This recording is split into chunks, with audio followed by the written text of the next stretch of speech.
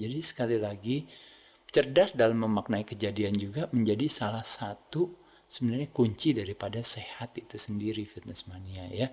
Dan kalau Fitness Mania tahu penyebab nomor satu kematian itu penyakit apa? Dikatakan di salah satu sumber adalah penyakit jantung. Kenapa orang bisa punya penyakit jantung? Orang bilang katanya stres. Kalau dipikir-pikir, apa ada yang namanya stres di dunia ini? Coba kita lihat stres bentuknya kayak apa sih? Coba masukin dalam keranjang, saya mau lihat stresnya kayak apa.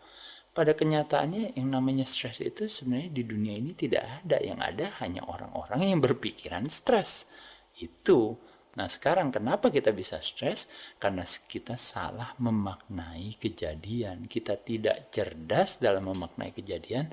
Makanya semua orang bisa jadi stres ini, stres itu, dan sebagainya. Sebenarnya sekali lagi, kegagalan aja kadang-kadang kita bilang stres kan. Waduh ini toko tutup, kayak saya misalnya, aduh gym saya tutup nih.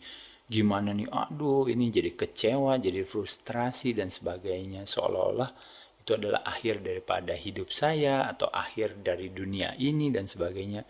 Tapi bukankah kalau kita diberikan satu pilihan ya untuk mendapatkan satu opsi lain untuk bereaksi, kan kita bisa bilang bukankah itu adalah satu pembelajaran. Kualitas diri kita adalah kualitas komunikasi kita. Pada saat gym saya tutup misalnya, kira-kira apa ya? Bukannya kita bilang, kenapa ya gym saya tutup? Aduh mungkin saya memang bodoh, aduh mungkin saya memang gak punya latar belakang manajemen yang baik, mungkin saya ini, mungkin saya itu. Tapi apa coba yang kita lakukan? Apa yang bisa saya jadikan pembelajaran bagi saya sehingga nanti lain kali kalau saya punya sarana fasilitas kebugaran tidak seperti ini lagi.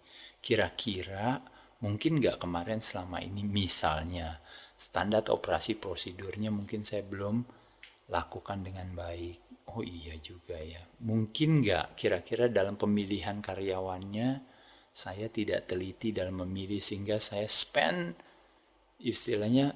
less time hiring and then I spend more time firing gitu. Jadi pada saat lagi mau hire orang, ya udah gampang-gampang aja lah. Yaudah, udah lo kerja aja sama gue ya, gampang. Tapi pada saat dimana kita harus memecat, wah baru deh kita baru banyak kecewanya dan sebagainya gitu. Karena pada saat kita mau memilih, kita tidak memilih dengan cerdas. Nah, jadi sekali lagi ada satu pembelajaran. Akhirnya kita membuat satu pertanyaan jawaban. Itu yang namanya intrapersonal komunikasi antara kita sehingga akhirnya melahirkan satu motivasi. Akhirnya termotivasi untuk apa?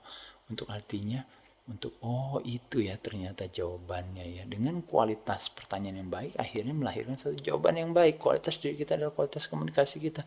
Pada saat kita berkomunikasi dengan diri kita dengan baik, pada saat itu kita termotivasi, terinspirasi dengan cerita-cerita. Pada saat kita mengcompare atau membandingkan, buatlah satu perbandingan diri kita dengan orang lain boleh atau dengan kondisi lain boleh, tapi jadikan perbandingan sebagai sesuatu yang pada akhirnya nanti menguatkan hati, bukannya menjadikan perbandingan sebagai sesuatu yang melemahkan hati. Contohnya misalnya, wah kenapa, wah dia punya ini, dia punya itu, saya nggak punya. Jadi membandingkan sesuatu terakhirnya hatinya kita kecil. Kebalikannya pada saat kita melihat membandingkan sesuatu dengan kita bilang, idih orang lain banyak sekali yang punya masalah lebih besar dari saya, ini apa sih masalahnya cuma sekecil gini. I am more than what bothers me. Saya lebih daripada apa yang membuat, yang jadi problem buat diri saya. Saya lebih daripada masalah saya. Pada saat itulah kita menjadi lebih, ya saya bersyukur dengan apa yang saya punya ya. Aduh syukur banget. Ibarat manusia itu punya dua energi, kalau orang bilang dipengaruhi dua energi, yaitu energi yang tinggi dan energi yang rendah. Kalau energi yang rendah itu biasanya didasari oleh rasa takut, kalau energi yang tinggi didasari oleh rasa syukur. Jadi kita harus pilih yang mana. Kita pilih yang tentu dengan rasa syukur.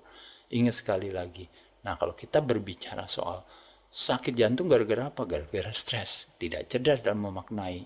Nah, dalam memaknai apa biasanya? Nah, salah satunya dari statistik dikatakan ada job dissatisfaction, ketidakpuasan dalam bekerja. Apakah mungkin karyanya merasa tidak dihargai, atau nggak mungkin ngerasa jabatannya kayaknya nggak bagus, atau mungkin karena ngerasa aduh pekerjaannya nggak ini dan sebagainya, akhirnya jadi stres, akhirnya jadi sakit jantung, akhirnya jadi meninggal dan seterusnya. Bisa bayangkan, gara-gara stres akhirnya darahnya jadi acidic, jadi kental, jadi problem, pembuluh darahnya jadi mengalami peradangan.